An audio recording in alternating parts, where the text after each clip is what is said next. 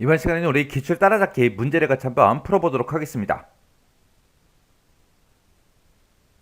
문제 1번이요. 문제 1번 보니까 이제 제품 테이블에 있는데 이 제품 테이블에 보게 되면 창고 코드가 있고요. 그 다음에 창고 테이블에도 우리 창고 코드가 있는데 이 두 테이블 간의 창고 코드로 서로 이제 참조를 한대요. 두 테이블 간의 관계는 이제 m 대 1이다. 두 테이블 간의 관계를 설정할 때 그림과 같은 이제 에러 메시지가 표시가 됐대요. 이거를 먼저 해결하고 다음과 같이 이제 관계를 설정하시오. 그렇게 나왔습니다. 오류 메시지가 지금처럼 이렇게 떴대요. 기본 테이블 그러면 이제 m 대 1하고 그렇게 나왔을 때 1에 해당하는 그 테이블을 얘기하는 거죠. 그 테이블의 참조 필드 그러면 여기는 참고 코드가 되겠죠. 그 참고 코드에 고유 인덱스가 없다.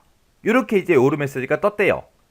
그게 이제 무슨 말이냐? 우리 기본이 되는 그 테이블에 기본 키가 없다. 그 얘기예요. 기본 키도 없고 인덱스가 중복 불가능으로 설정되어 있지 않다. 그런 의미입니다. 그래서 우리가 이런 오류 메시지를 해결하려면 우리 창고 테이블 있죠? 여기서 이제 디자인 보기 들어간 다음에 우리가 창고 코드라는 거 요거 이제 찍어 보게 되면 인덱스가 지금 아예 설정이 안 돼 있죠. 그리고 요거를 이제 해결할 때 우리가 참고 코드를 그냥 기본키로 아예 설정을 해버리면 됩니다. 얘만 이제 기본키로 이렇게 이제 설정하게 되면 지금처럼 인덱스가 중복 불가능으로 그렇게 이제 설정이 돼버려요. 이렇게만 해주면 요 오류 메시지가 이제 뜨지 않을 거예요. 자, 이렇게 해놓고 이제 우리가 닫아버리고요. 저장하시겠습니까? 물어보면 이제 예 눌러주면 되겠죠. 그러면서 이제 우리가 이제 관계 설정하러 가면 됩니다. 관계 설정할 때는 우리가 데이터베이스 도구라는 요 탭으로 이제 이동해주면 되죠. 이곳으로 이동한 다음에 우리가 관계라는 거 요것만 이제 클릭해주면 됩니다.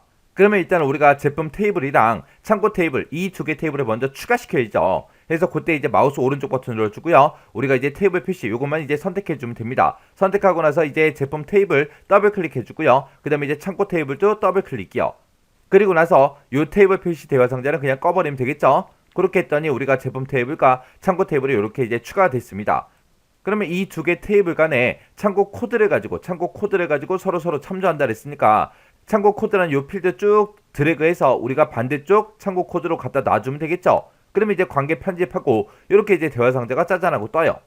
그때 이제 두 번째 지상 보니까 테이블 간에 항상 참조 무결성을 유지하도록 그렇게 설정하래요. 그러면 여기 첫 번째 거 요거 이제 체크 표시해주면 되죠. 그 다음에 이제 세 번째 지상 보니까 창고 테이블에 창고 코드가 변경이 되면 이를 참조하고 있는 제품 테이블에 우리 창고 코드도 따라서 이제 같이 이제 변경되도록 그렇게 이제 설정하래요.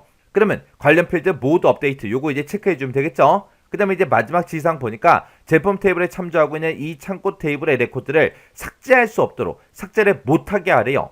그러면 마지막 거 요거는 모두 삭제로 돼 있으니까 삭제가 안 되게 그렇게 이제 설정하라 그랬으니까 얘는 이제 체크 표시를 해주면 안 되겠죠. 해서 지금처럼 이렇게 이제 설정만 해주면 됩니다. 그러면서 이제 만들기요. 만들기 눌렀더니 이렇게 이제 관계 설정 선이 이렇게 이제 표시가 됐습니다. 이렇게 해서 이제 관계 설정 다 했으면 우리가 관계창 요거 이제 닫아버리면 되겠죠. 닫게 눌러주고요. 저장하시겠습니까? 물어보면 이제 얘만 눌러주면 됩니다. 이렇게 해주면 이제 1번 문제 끝이요.